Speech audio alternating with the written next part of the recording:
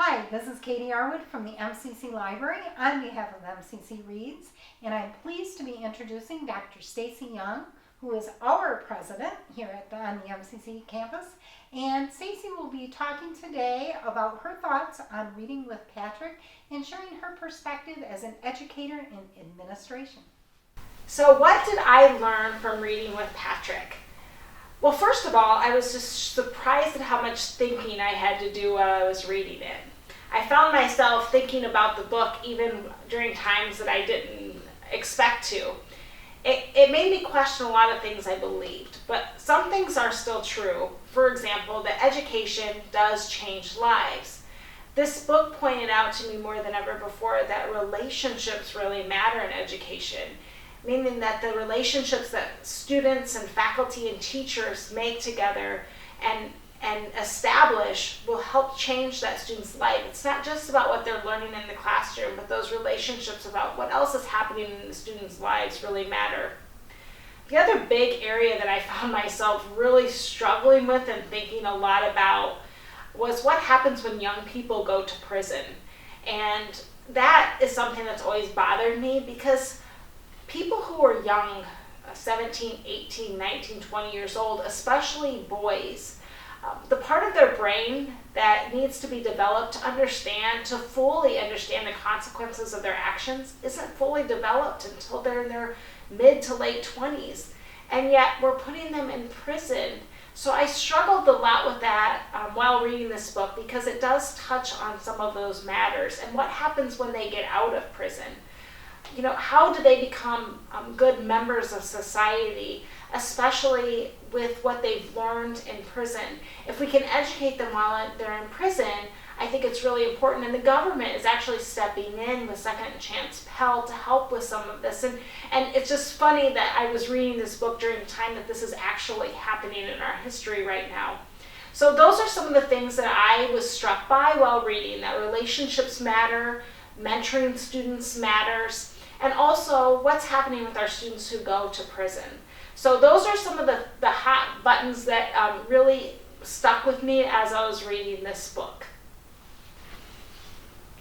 So some of the benefits to me of being at a rural community college or in a rural setting is that we have the opportunity to get to know our students at a different level, get to know their families, understand what's happening in their lives.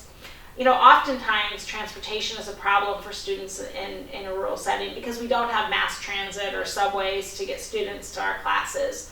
But I think what's happened is, especially in the new era that we are in, technology's helping, although with the lack of internet access in some of our area, that's still kind of a challenge for us, but we are working on those things. I am a big believer that a small college in a rural setting is actually an opportunity. Students have opportunities to get a lot more involved on campus than they would at a larger school. Because we are a smaller community, you can become, you get to know people on campus and build those relationships. And those relationships, as I've mentioned, really matter in helping with student retention and engagement. So I personally think being at a small rural campus is a big opportunity for students. Whether it's those small class sizes, getting to know the faculty, having them get to know you, will help a student in the long run because they will be more successful because people truly care and will probably reach out and ask, why aren't you in class today? What's going on in your life? And because it's a small community, we also have access to resources that could help those students. So to me, the benefits far outweigh the disadvantages, and I'm so thankful myself to be at a small school. It's something I've always dreamed about so that I can be part of the community, get to know the students, get to know the faculty and staff. Okay. So for me personally, attending a small college was really important to me. I quickly realized that beyond those small class sizes and getting to know my faculty, I had other opportunities that were available to me that I wouldn't have had at a larger school. So I worked on campus and admissions. I was able to be a radio disc jockey, where at a larger school, only communications majors might have been able to do that, and I was an accounting major. I also had the opportunity to get involved in teaching aerobics and and just getting to know other people on campus. I got to give student tours. So I got to do all of these things because I was at a smaller school. So I always felt like that was advantageous. I wasn't just a number. I was someone who people knew their name. And that's how it is here at MCC. Because we are smaller, people know your name and they care and they're going to reach out to you. So for me, being at a small school, the opportunities just far outweigh the disadvantages. I also believe that education is the true equalizer, and I was constantly reminded about that while I was reading this book. That even though Patrick had a lot of setbacks, education ended up being the ticket for him, as it is for many students.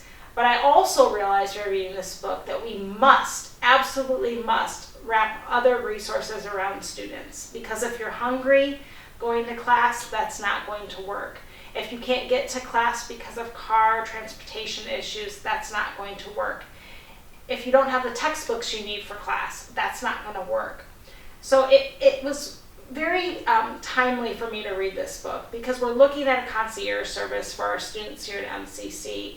And that's what it's all about, making sure that students not just have their classes, but they have all those other resources that they might need in order to be successful. So I'm so thankful that Katie Arwood encouraged me to read this book. It made me think a lot more about things that I wasn't sure I was ready to think about, but it also pushed me to be better for our students here at MCC. So thanks, Katie, and thank you for listening.